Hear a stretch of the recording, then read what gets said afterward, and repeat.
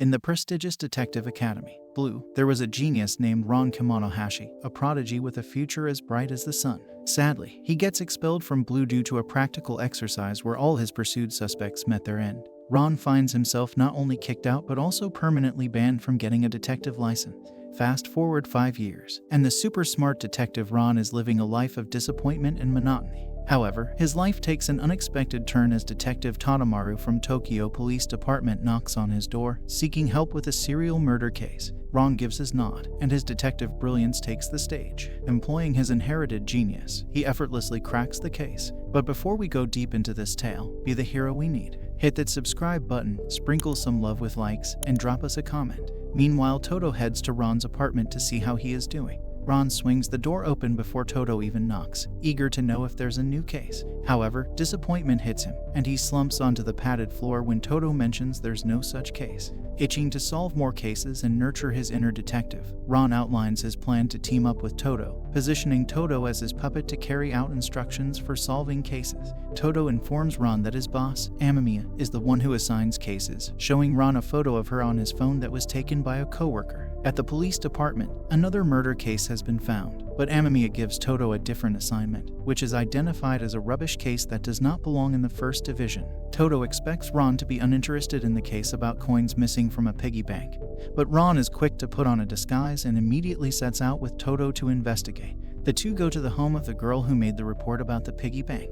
Ron immediately examines a large pink suitcase expecting this to be the piggy bank, but the girl identifies this as belonging to her older sister who recently returned from visiting their parents. The girl shows them her yellow piggy bank, which is known for being completely impossible to remove coins from. She states that it was previously very heavy and is now noticeably lighter. Ron's fake mustache becomes caught on the sister's jewelry, and they find this odd that nothing else was stolen. The girl says that she has been getting a lot of silent phone calls lately, which has caused her to ensure that the home is tightly locked. Ron says that he gives up on the case and drinks a package of liquid brown sugar. They decide to break the piggy bank open and take the coins to be sent for fingerprinting. Curiously, the younger sister's fingerprints are not found on any of the coins, appearing to confirm that the piggy bank was replaced with one that had fewer coins. Ron finds his way to the crime scene of the murder that Amamiya is investigating and lies down next to the corpse, promising to avenge him. Toto follows after Ron and presents a report to Amamiya about their conclusion of the piggy bank case, identifying the girl's older sister as the culprit.